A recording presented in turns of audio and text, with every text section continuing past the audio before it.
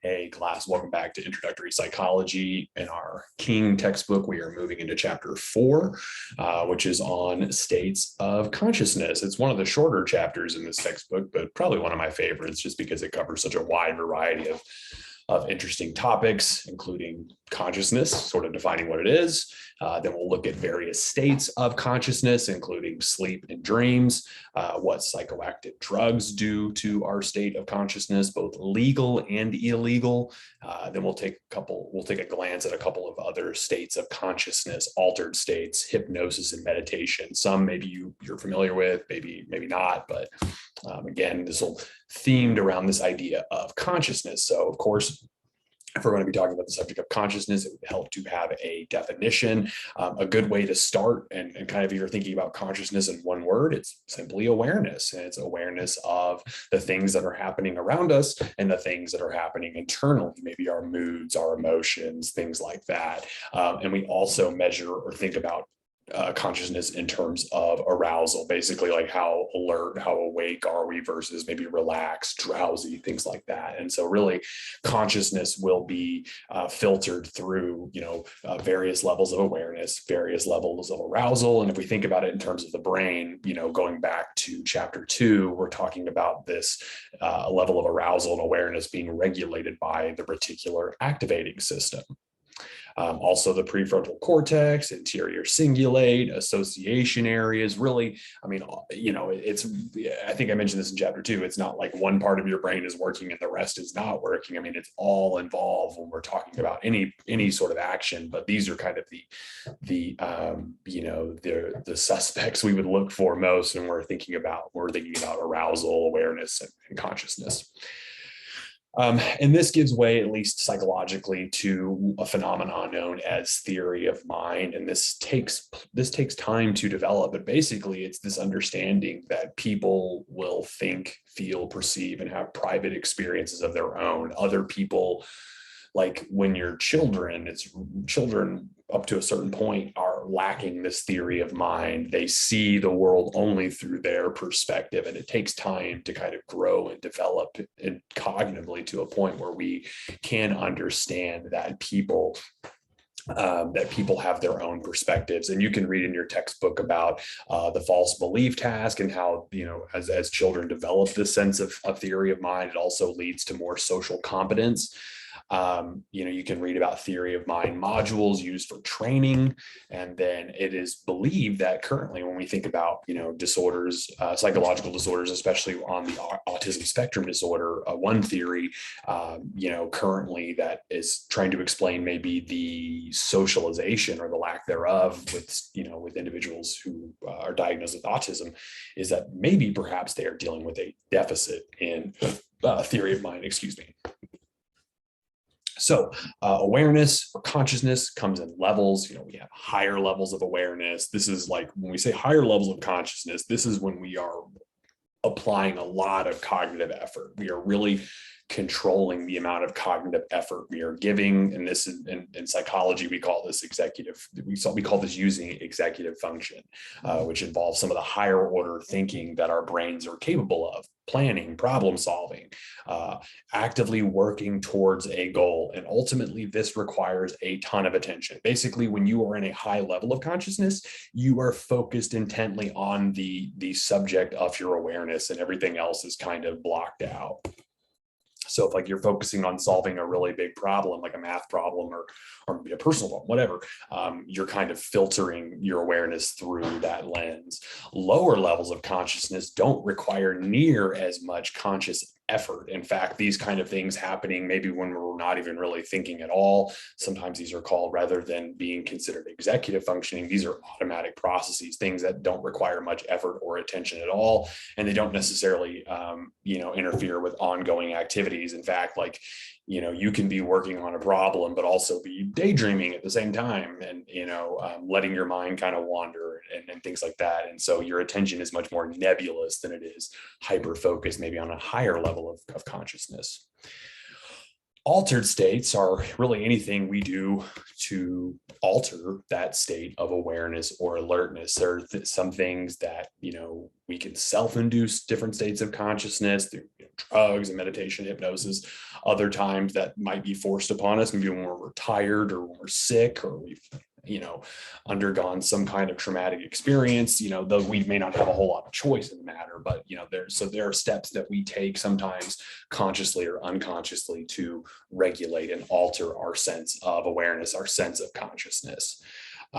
If we go back to Freud and thinking about Freud, there's also a discussion of the subconscious awareness, things that are right below the surface, things that might influence our behavior, but we're not directly aware of until we bring them to our attention.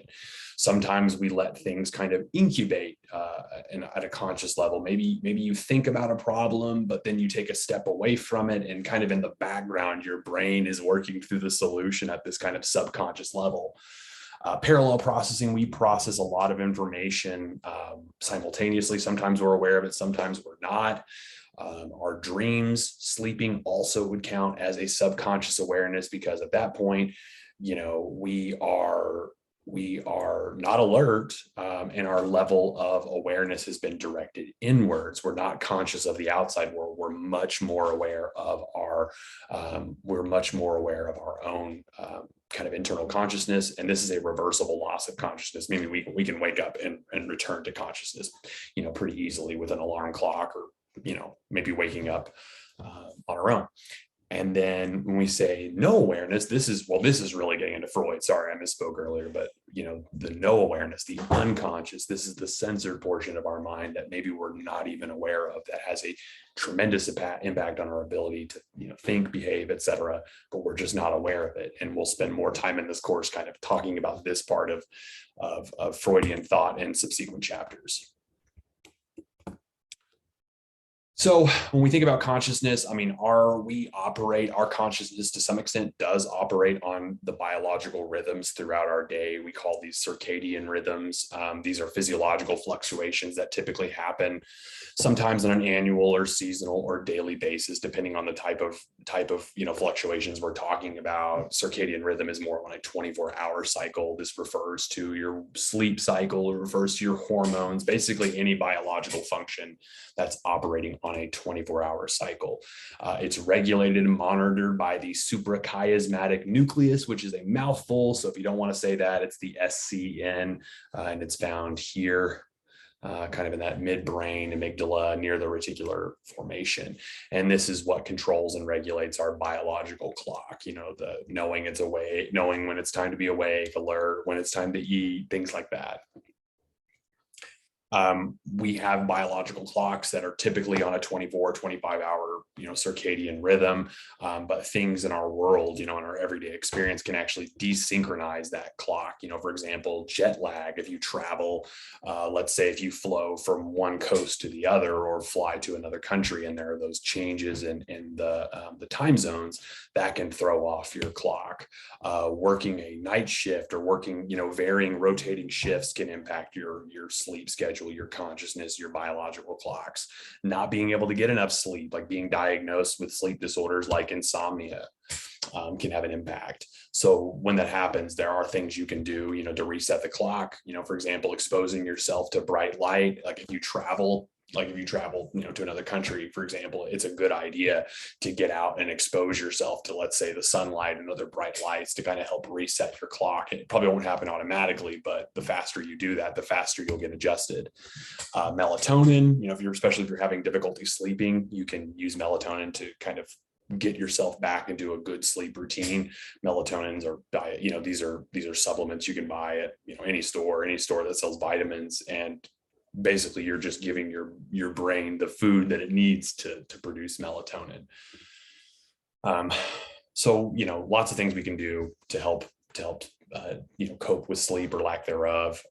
Why do we need sleep? For one, it's adaptive. Like it's helpful in our survival. It promotes safety. So for example, at night when we are human beings, we're not very good at seeing in the dark, and there are other animals, there are other beings that are good at seeing in the dark and are good at hunting in the dark. So it makes sense for us to get out, to hide, to go somewhere we can get away from those. Also, it's a chance to conserve energy, and be more efficient with our energy usage. There's also a restorative function to sleep, meaning it is associated with cellular growth and repair. Like sleep is the time for your body to recover, physically, mentally. Your body undergoes a lot of wear and tear every single day, and it's important to give your body a chance to grow and repair. And then also there is a lot of evidence that shows that sleep is good for brain connections. It enhances brain plasticity. It enhances the connections we make at a neural level. That's why it is so critically important. The younger you are, the more sleep you get, even though it becomes more and more difficult to get sleep as you get older. Also, is associated with memory consolidation. We know, for example, people who have a good night's sleep are much better able to use their memory functions versus, when you're sleep deprived, memory is one of the first things that goes out the door. Okay, so why do we need sleep? I mean, we as human beings, we sleep more or less than other species. For example, bats might spend almost 20 hours a day, horses only about 3, but we're somewhere kind of in the middle there around 8, and that's kind of the average. Some people need more sleep, some people need less, but that sweet spot for human beings seems to be kind of in that 7, 8, 9-ish range, plus or minus, kind of depending on your own setup. So it's recommended get 7 to 9 hours of sleep per night. It's hard. A lot of people are chronically sleep deprived, meaning they are not getting enough sleep, which can have a lot of consequences. Let's say at your job or in school or in life in general, you're just cognitively not performing the same way. You're more likely to be less alert. It's harder to maintain your attention. Your brain activity becomes less complex. And really it's harder to make decisions. So really, I mean, it's just the brain, I mean, most people will feel it when they are not getting enough sleep, but they'll probably notice it too. They're more prone to mistakes, accidents, things like that when they're not getting enough sleep. So, and we know this to be more and more true as the pandemic has gone on. Sleep is one of the things that, it seems to be really important in terms of giving our body the adequate resources to cope with the pandemic. So, and this really starts to beg the question, why are Americans sleep deprived? I mean, there's not a single answer to that, but every single person probably varies. But, as a society, for the most part, we don't get enough sleep. And I think that shows up in terms of the quality of our mental and physical health, or lack thereof. Oops, sorry. We go through when we are asleep, when we're awake versus when we're asleep, we can actually track and measure the variances in brain waves that are taking place. When you are awake, this is called stage W and represents beta waves. But as you see this chart here, as we move from beta to alpha, we're still awake. Then we move into where we're actually asleep, which is broken up into 4 stages. And qualitatively and quantitatively, we can see there's some real differences happening in the brain activity, the neural activity. Compared to when we are awake versus asleep. When we're in those beta waves, that first stage where we're fully awake, we're much more alert. There's a high frequency, there's low amplitude, and it's desynchronous in terms of those brain waves. We're alert, we're awake. I mean, everything's kind of working out. It's not until those alpha waves, this is when we're becoming more relaxed. The amplitude increases, it's much more synchronous in terms of the functionality. But again, we're still awake, and we're starting to transition from awake to asleep. Stage 1, it's more shallow. These are called theta waves. The frequency is lowering, although we do see greater amplitude than in the alpha waves. Stage 2, we're fully asleep at this point. Theta waves are continuing. We undergo what's called sleep spindles, where we get these random bursts of neural activity. So you can kind of see in the chart, everything is kind of normal, and bam, you get a sleep spindle, and those things kind of progress as the night goes on. Stage 3 is considered the deepest stage of sleep, and it is delta waves at this point. The frequency and the amplitude, it's the slowest frequency, highest amplitude, meaning the brainwave. I mean, there's a lot of neural activity happening here. Even though we're dead to the world, so to speak, the brain is very, very much active. And this is the point where it's very difficult to wake somebody up. They're in the deepest stage of sleep. And REM sleep, this is where we're more likely to experience visual dreams. This is called rapid eye movement sleep, where you can literally see somebody's eyes fluttering in their eyelids. And as far as the EEG readings are concerned, you're very relaxed. In fact, it's very similar to what the brain waves look like when we are awake. But at this point, we're still asleep, obviously. So the brain almost thinks we're awake, but obviously the body is not awake. So REM sleep, very important. If we think about sleep, it's not only about quantity, but also quality. And REM sleep is the quality stuff. This is, again, we call it rapid eye movement. It's associated with dreaming, and it's very important. So it's not only important to get a lot of sleep, but also get quality sleep. Non-REM sleep is broken up stage 1, 2, and 3. There are no rapid eye movements taking place, and dreaming is less likely, or at least visual dreaming that you will remember is less likely to take place during these stages. And what happens is, typically, if we sleep 8 hours, we're going to go through sleep cycles roughly about 5 times per night. So these are roughly 90 to 100 minutes per cycle. And what's interesting is the pattern of our sleep and our consciousness in these various waves changes throughout the night. So typically, in a typical night, you get 8 hours of sleep. It's going to look something like 60% of your sleep takes place in stages 1 and 2, 20% in stage 3, 20% in REM sleep. And now it's really cool. They actually have apps like on your phone or your watches and things like that will literally track this stuff, that will actually track when you are in the various stages. Now, they might not track it like stage 1, 2, and 3 in REM, but they might track it as like light, deep REM. I know I used to use a Fitbit that did that, and that was pretty cool.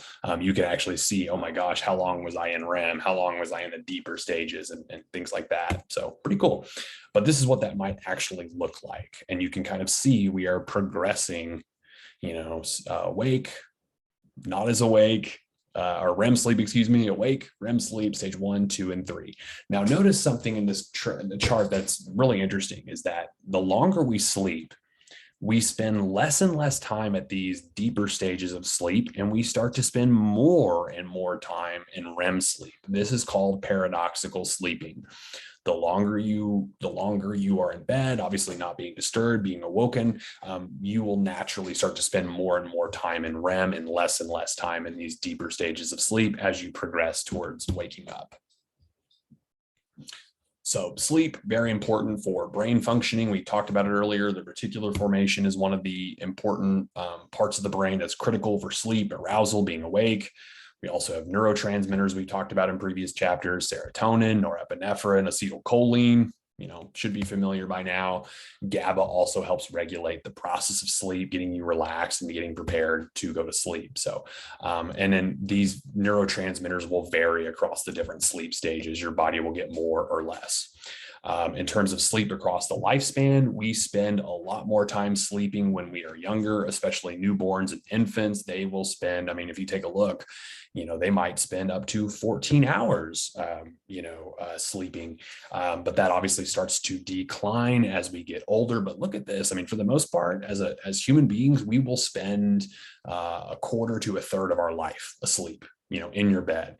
So I think that's really good evidence for, one, we should really try to get the adequate amount of sleep. And two, because we spend so much time sleeping, we should really take care of ourselves during that time, meaning get a good bed that's going to support your back and support the things that help you sleep and give you good health, create a quiet, cool environment that helps you sleep. Because if you got to do this for a third or a fourth of your life or whatever the number comes out to be, you want to make sure you're doing it right, I suppose.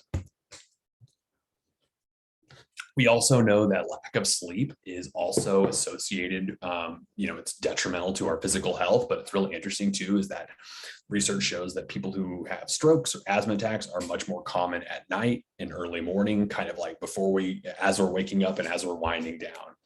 Infectious diseases can actually induce sleep. There are some diseases that, some of their symptomology is you're more tired, you're less energetic, you're more likely to go to sleep. And we do know also that people who are sleep deprived, their immune system does not work the same. You are more, prone to illnesses. You're more prone to the wear and tear on your body when you just don't give your body adequate time to rest. And it's also common with, psychological disorders, and that we're going to talk about it in a later chapter. But it's really, for example, depression. People who are depressed, sometimes their sleep is disrupted in the sense that they will maybe demonstrate insomnia, sleeping not enough, or hypersomnia, meaning they're sleeping too much. So it definitely can impact our physical health, can impact our mental health, and vice versa. And this gets into our first trip into the DSM-5, the Diagnostic and Statistical Manual of Mental Disorders, looking at various disorders that can be described or can be diagnosed. Now, having a bad night's sleep is one thing. It's okay. Like if for whatever reason you got a lot on your mind, or for various reasons you were unable to get a good night's sleep, that's fine. It happens to us. Insomnia is when this is happening recurrently. This is chronically being unable to get the right amount of sleep, and it's also dysfunctional, meaning it's impairing your ability to perform basic life functions. So insomnia is one, sleepwalking or somnambulism, sleep talking is another one, night terrors, they're not the same thing. Night terrors are almost like having a panic attack during your sleep. Nightmares are having a bad dream. Narcolepsy is kind of like the opposite of insomnia. Narcolepsy is where individuals fall asleep at inappropriate times, they're sleeping too much. And sleep apnea is where an individual loses their breath while they're asleep temporarily. So sleep. Now we're getting into dreaming, lots of different theories about dreaming. There's a lot of historical and religious significance. Some people look to their dreams as omens, as signs. Freud thought about dreams in terms of their content. They have manifest content, which is what you directly see in the dream. The latent content, on the other hand, is the hidden meaning below the surface. So if you woke up from a dream and you had a dream about, like, let's say your teeth falling out, the manifest aspect would be just that your teeth have fallen out. The latent content would be the hidden meaning behind it. Maybe there's something you're worried about, there's some anxiety you've been carrying around, and it's manifesting itself in a stress dream. And so Freud would say that there's more below the surface. A cognitive theory says, hey, when we sleep, this gives our brain the chance to process information, consolidate memories, and that's what dreams end up being. Activation synthesis theory says, really, because we have all this activity going on when we're asleep, the brain is ultimately just trying to make sense of it. The brain naturally tries to create narrative and story out of things that may not necessarily even have one. So the truth is probably somewhere in between all of these different theories, but there's a lot of different explanations about why we sleep, and also some different explanations about why we dream. So a lot of artists, for example, rely on their dreams as sources of information. It's a lot of people, and not just paintings, dreams, books, all kinds of pieces of art are a lot of times influenced by our dreams. Another way in which we can alter our consciousness is through the use of psychoactive drugs. And these are any drug that intends to alter consciousness. It acts on the nervous system, modifies perception, changes mood. All of these things would be considered, a psychoactive drug. It doesn't have to be illegal to be a psychoactive drug, as long as it's, altering consciousness. And that gets into questions like, why do people take drugs? I mean, some people take it to cope, some people take it from peer pressure, some people take it to self-medicate. I mean, all kinds of reasons. There's not a single explanation that'll answer that question. What are some of the trends in adolescent usage? For the most part, we see declines. We do see declines for the most part in teenagers, younger children, adolescents using drugs, especially alcohol and illegal drugs. So psychoactive drugs, they continued use, like when you get to where you're chronically using substances, it can lead to consequences such as losing track of responsibilities, problems in the workplace, relationships. You might also develop a tolerance for the substance, meaning it takes more of that same substance to get that initial feeling. You can develop physical or psychological dependence, meaning you need that substance just to get through the day, physically or psychologically. Can lead to addiction, can lead to substance abuse disorder, where not only do you need the substance, but it's also causing dysfunction in your life when you don't have it. So a lot of consequences from drug usage. And when we talk about how does the brain become addicted? How does the brain develop these, tolerances and addictions? It's a lot of drugs that people consume, legal and illegal, mimic the very neurotransmitters that our brain creates, specifically dopamine. Like dopamine is that neurotransmitter that's released when we experience pleasure, when we experience things that are good and positive to us. And, you know, I mean, drugs, especially really powerful drugs, cocaine, methamphetamines, things like that, tap into those dopamine levels and just flood our brain with dopamine. And so it's really quick why the brain develops kind of an addiction for those things. So if we think about, you know, where is that pathway, the reward pathway, the ventral tegmental area, VTA, producing dopamine, the nucleus accumbens, the NAC, you know, it's just a direct path, spine, brainstem, VTA, NAC, prefrontal cortex, all of this stuff is at work. Some of it new, some of it familiar from chapter 2. When we talk about different kinds of drugs, we also need to make sure we're breaking them down into different subjects. We have depressants, which slow down mental and physical activity. One of the most common depressants is alcohol. It's perfectly legal as long as you're of age. You know, in the United States, it's 21. Other countries, it's lower. It's used medically for pain relief, or has historically. It can lead to being more relaxed, you know, being less inhibited. However, overdose can lead to disorientation and even death. Lots of health risks, birth defects if mothers are consuming alcohol during pregnancy. Very easy to lead to dependence, both physically and you know, psychologically. The effects of alcohol you can read here: reduces motor coordination, blood flow to the skin, heart rate and blood pressure increases, your liver will break down alcohol hourly, vision is blurred, so probably not a good idea to get behind the vehicle. In fact, it's not a good idea. Binge drinking is a really interesting problem when it comes to alcohol consumption. Binge drinking, I want to say it's whenever you drink 5 drinks or more in one setting. Like you go to a party and you're talking to your friends, and next thing you know, an hour later, you just had 5, you know, cocktails. And, you know, binge, it's one thing if you're of legal age to have an adult beverage, but whenever you are engaging in binge drinking, that's when things can get pretty risky in terms of, you know, for yourself and for others. Increases the likelihood of missing class. So as a student, directly affects you there. More likely to have unprotected sex, more likely to damage property.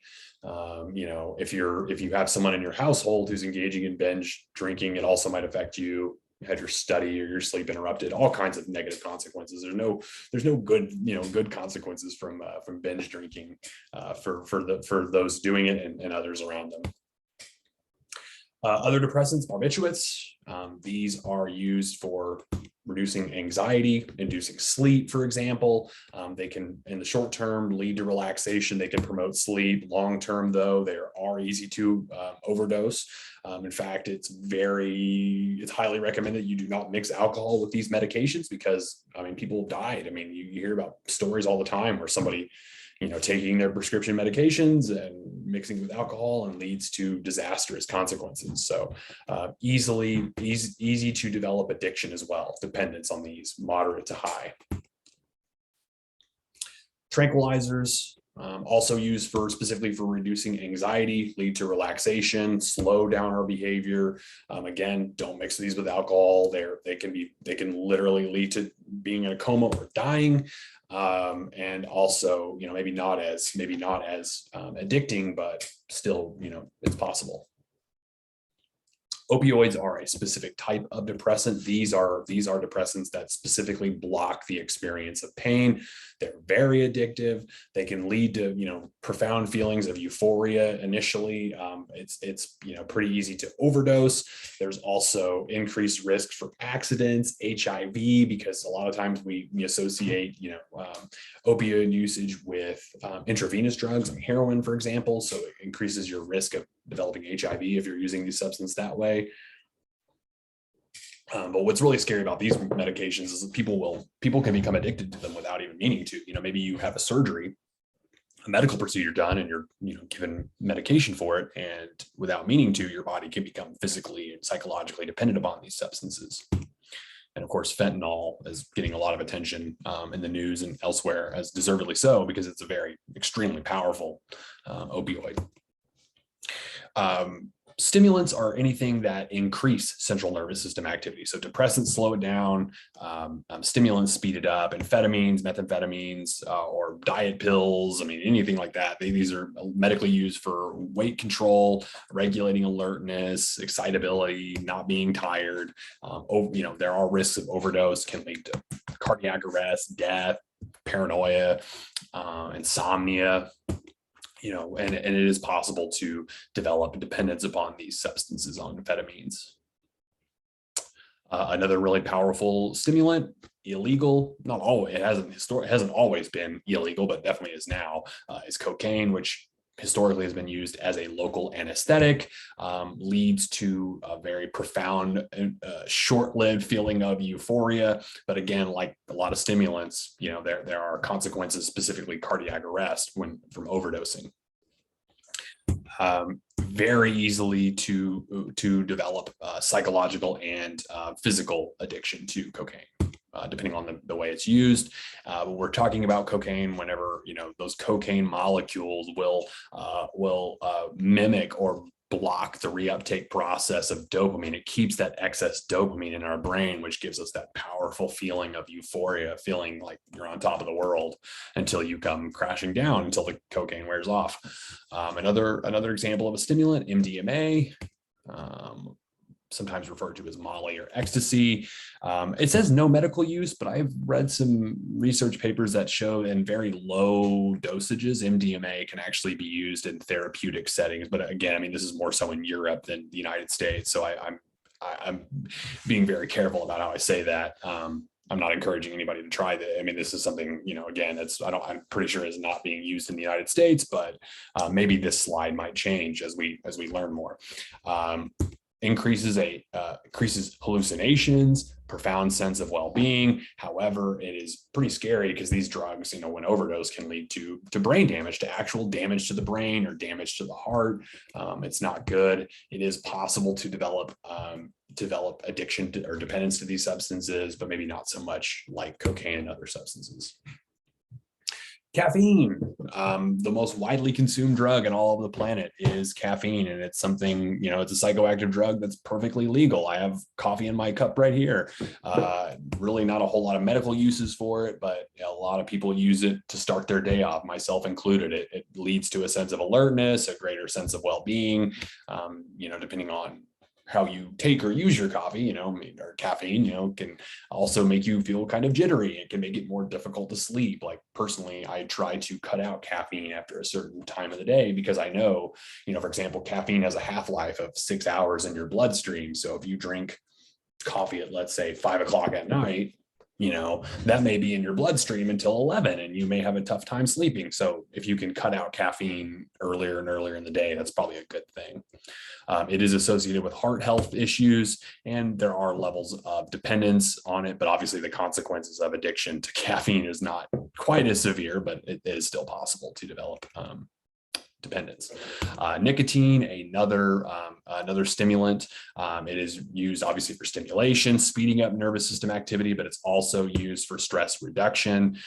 People who, I don't know if I've ever seen anyone or heard anyone overdosing on nicotine, but it is possible, and it can lead, kind of like caffeine, leads to disturbances in your sleep. There's a strong association with heart disease and cancer from nicotine consumption, and dependence is very high relative to other drugs, psychoactive drugs, pretty high. When somebody consumes nicotine, let's say through a cigarette, their attention and alertness improves. That's why it's called a stimulant. Muscles begin to relax, your appetite subsides, and then it can actually be passed on through pregnancy. So it's strongly encouraged that women who are pregnant not smoke cigarettes, increases blood pressure and heart rate, and also decreases circulation to your extremities, your fingers, hands, arms, legs, things like that. Good news is we do see that smoking rates are declining, especially in secondary education. And middle school and high school, we see a pretty huge decline in smoking numbers. I mean, kids just aren't smoking. And I think that's just as a society, we don't see people smoking as much as we used to. There aren't smoking sections in a restaurant anymore. There's really hardly places that people can, smoke in public like there used to be. Now we're switching gears from stimulants to hallucinogenic drugs. These are any kind of drug that modify perceptual experience. They change the way we perceive the world around us. And one of the most powerful, examples of this is LSD, otherwise known as acid. In the short term can lead to very profound, powerful hallucinations, seeing things that aren't there, hearing things that aren't there. It might even distort the sense of time. Maybe time slows down or time speeds up, depending on how your brain processes the substance. Overdoses are linked to severe mental disturbances, psychosis perhaps, but those I think are pretty rare and far between. Not a lot of evidence of dependence upon these drugs. They're not, I think compared to other substances, we don't see incidents of physical dependence, and psychological dependence appears to be relatively low. Another drug that is technically considered a hallucinogenic drug is marijuana.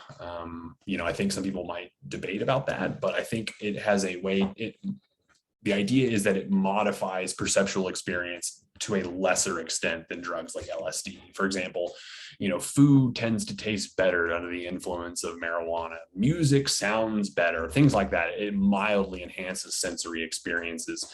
Medically speaking, we see a lot of reasons why people might be prescribed marijuana. Like, I'm recording this video from Oklahoma City, Oklahoma, and we have medical marijuana here. And in fact, there's probably a medical marijuana dispensary on every other street corner, so there's a lot of historical and current medical uses for this substance. Obviously, you have to be prescribed, you have to have a medical marijuana license depending on what state you live in and things like that. It does lead to these mild levels of hallucinations. I know it says there are some things here for overdose, but I don't know if I've ever heard of a single individual overdosing on marijuana. So, the consequences might be fatigue or disorientation if that does happen. Increased respiratory risk for disease, because you're inhaling something that obviously is not good for the lungs. But dependence appears to be pretty low, physically at least, and psychologically maybe a little more.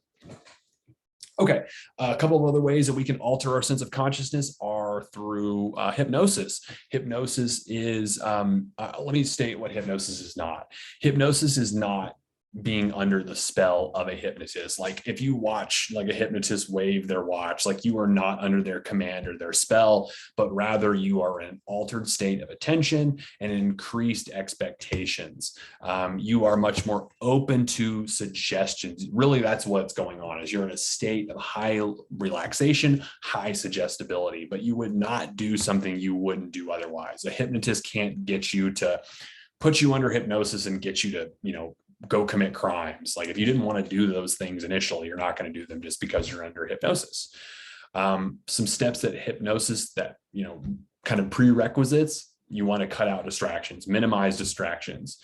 Typically the person being hypnotized is given something to concentrate on, something specific. It could be the watch, I suppose, or it could be a mantra, something like that. They're told what to expect. And then those feelings or events are kind of suggested by the hypnotist. Oh, you must be feeling more relaxed. You're getting deeper and deeper into your relaxation. But again, you are not under the spell or control of the hypnotist. There are variations in how we can be hypnotized. If you don't believe that you can be hypnotized, then it will not happen. But if you believe it can happen, it's at least a possibility. So what are the explanations for this? One is the sense of a divided state of consciousness. Basically, it's a form of dissociation where, we have one part of our consciousness is kind of obedient to the hypnotist. The other side, which we are kind of consciously aware of, is the hidden observer, kind of standing off to the side, watching things as they happen. A social cognitive explanation is saying that this is just a normal state of consciousness. However, our social expectations, we are learning how to act the part of the hypnotized. So truth is, it's probably somewhere in between. There's probably some elements of both theories that are correct. Hypnosis has been used historically for treating alcoholism, smoking, sleepwalking, depressions, migraines, and there's some really interesting efficacy about hypnosis as an actual form of treatment in some cases. It's not for everybody. Again, if you don't believe that it can work, it's probably not going to, but for those who do, yeah, it can be, it can be a pretty interesting, effective tool for treatment. Also reducing the experience of pain. And then finally, the last topic when it comes to consciousness or raising our awareness is meditation. This is where individuals will typically try to achieve a peaceful state of mind where maybe they are focusing their attention on something singular, like their breath or a mantra. Or you can do what is known as open monitoring meditation, where you just simply watch and observe phenomena as it arises, feelings, thoughts, emotions, things like that, without trying to change them. Ooh, there goes a thought. Ooh, there goes an emotion. It's like you're sitting on a train and you're going out the window and you're just watching things pass by. You can't change those things that pass by. You're just watching them.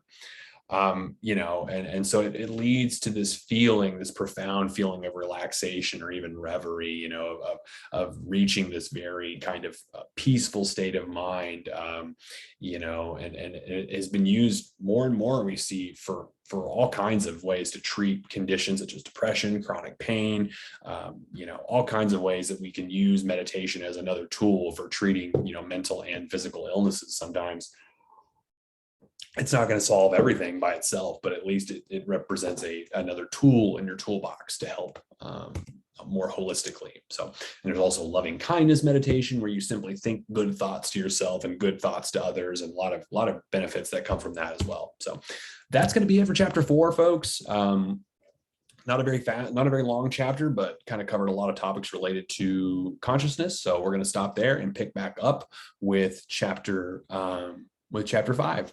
All right, I'll see you on the other side. Take care. Bye.